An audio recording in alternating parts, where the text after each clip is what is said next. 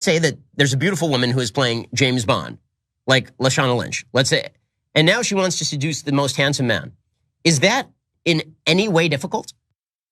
That's Ben Shapiro, having a little bit of a pity party over the fact that a British actress, Lashana Lynch, has been cast to play the role of Bond in the upcoming 007 movie. Now, Ben Shapiro's not feeling it, okay? And while he claims that we should have a free marketplace of ideas where people can freely express themselves, he doesn't believe that filmmakers should express their creativity and their creative freedom.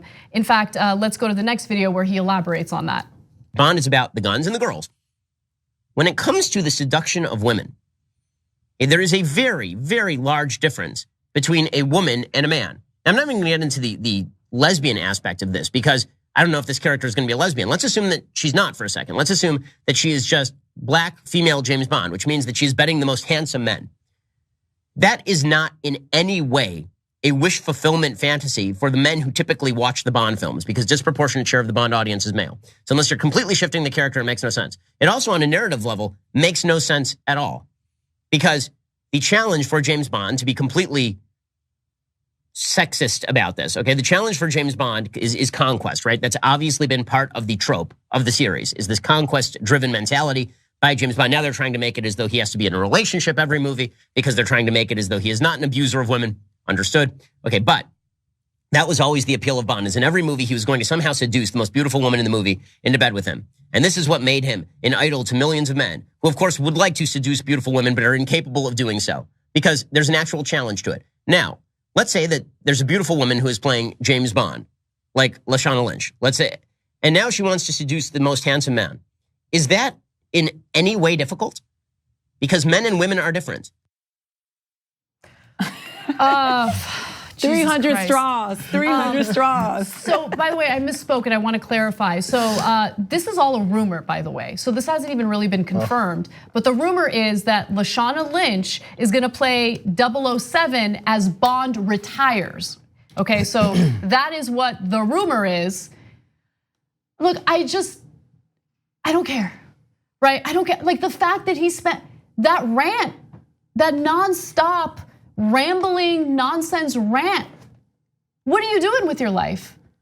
I don't know, you guys chime in. I couldn't even pay attention to the video, that was hard to watch. Yeah, okay, so they don't, again, the calling card for being a conservative talker, especially, we just talked about Candace Owens and now this guy, is to make money off of outrage and based off of nothing, just you can fill your 3 hours and be mad about something and say the other side is stupid and you're so much smarter. That's the bottom line. And then someone says, oh yeah, let's go and write that check because that helps with our culture war. Bad and good, good and bad, all these idiot liberals. So he must be mad about Austin Powers. That came out in '97, that was a long time ago. He had some messed up teeth. He's not supposed to be betting women. He had this weird accent, he's bumbling, he trips over himself. But Austin Powers betted those women. I thought, by the way, it's based off like a 007 type of character, let's keep it real. So if that, he didn't have any problem with that, but he has a problem with a black woman potentially being a 007 agent, and she gonna bed some men? Oh, you know what, JR? You just gave me an idea for my next segment. I hadn't thought about Austin Powers, and you make a great point.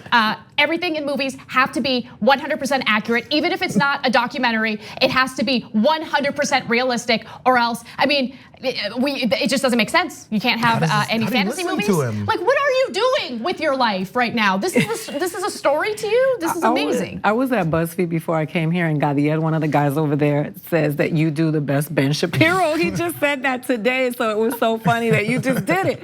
This is what I want to say. One, if you want to make your own James Bond-ish movie, use your little Patreon money and make your own movie and make him, rock back and forth and do what you do on your podcast. You know that he wanted to write screenplays. So that was his didn't make it. And then he blamed liberal Hollywood for not making it. Because the stuff wasn't good. The other thing is, you white people who keep arguing about Ariel and do y'all know this ain't real? It's not based on anything real. They can be purple. They can be whatever color. This came from somebody's imagination, and if they don't have a problem with it, the creatives behind this don't have a problem. Why should you? Make your own. You got YouTube. You go get your cousin and do your own movie about your own and stay up out of here. We got bigger things to worry about. Puerto Rico, I love love you. I stand in solidarity with you, and I'd rather use my time for that than this foolishness. All right, and one final thing I want to just quickly add is,